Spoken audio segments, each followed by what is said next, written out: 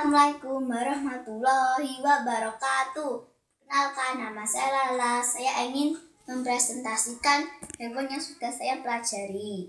Hewannya adalah Zarafah Rothschild. Zarafah adalah binatang tertinggi di dunia. Zarafah jantan dewasa tingginya mencapai 5,50 meter.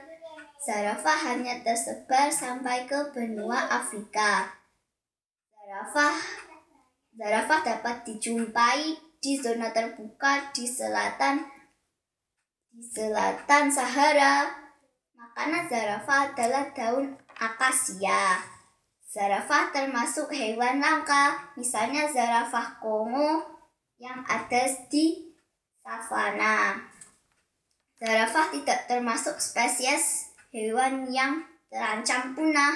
Jumlahnya cukup besar di Afrika Timur dan Afrika Selatan. Saya sedih karena makin lama zarafah semakin sedikit jumlahnya. Oleh karena itu, kita tidak boleh memburu zarafah. Bukan hanya zarafah saja, tapi binatang yang lain juga tidak boleh diburu. Kita harus melindunginya. Sekian dari saya, terima kasih. Wassalamualaikum warahmatullahi wabarakatuh.